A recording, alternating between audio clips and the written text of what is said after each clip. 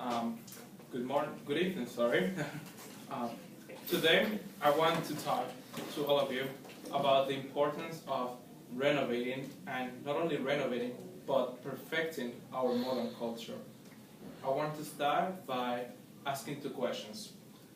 Is our society a reflection of our culture, or is our culture being what it is because of the society's state of being?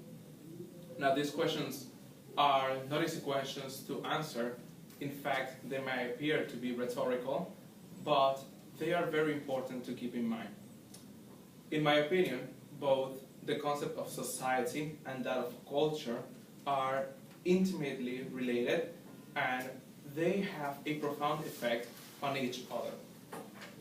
To use an analogy, and to make this clearer, culture, in my opinion, is to society what the soul is to the body.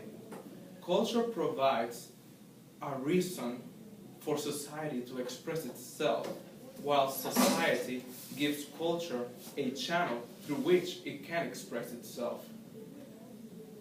Today, I want to analyze how culture is becoming what it is in our modern society, and how it is affecting our modern society, and what can we do to perfect it and to renovate it. America is a melting pot. This is something that we know.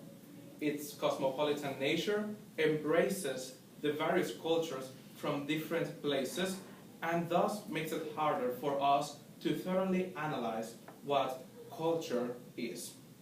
However, if close attention is paid, one can see that a central tenet can be found in our modern culture, and that tenet is the notion or idea of freedom. Freedom is seen by most Americans as the highest virtue and emblem of our nation. However, its meaning eludes many people. To some, freedom is the ability to do whatever it is that I want to do.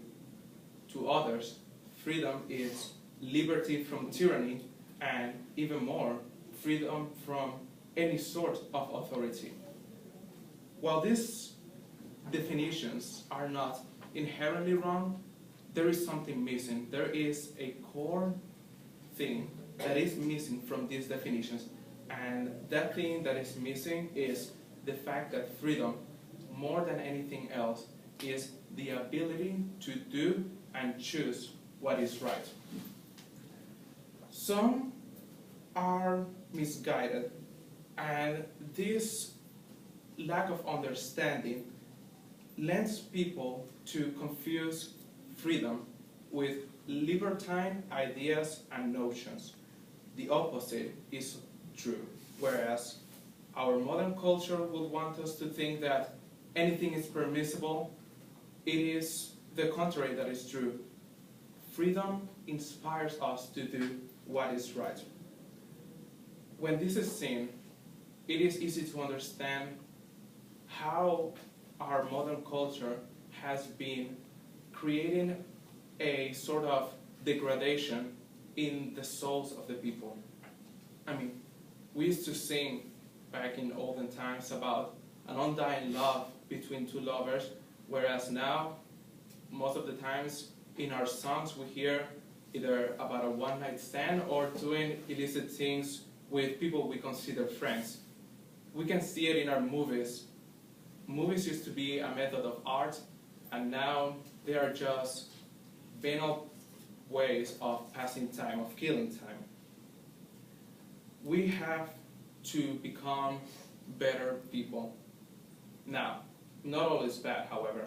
We have become, as a society, more accepting, and we have learned how to hear the other opinions, yet these good things cannot cloud the actual meaning of freedom.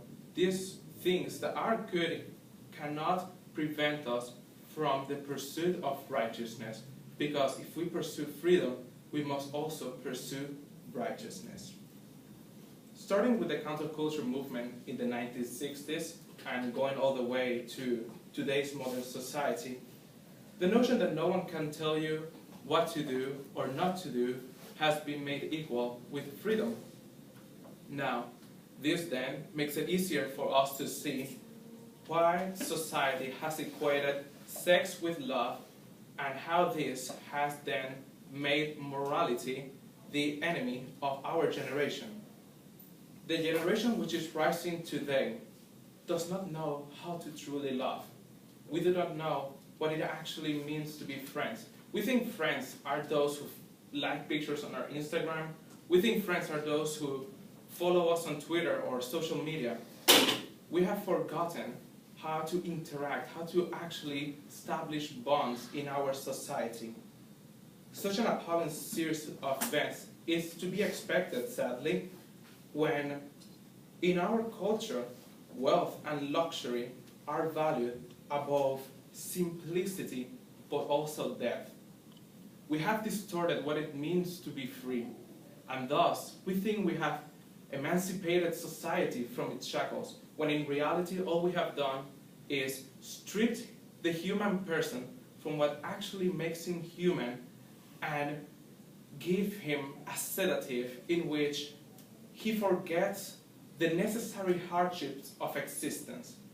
Culture, our modern culture, has become the true opium of the masses, and it is our duty to wake up, take responsibility of our actions, and be genuinely amazed at creation.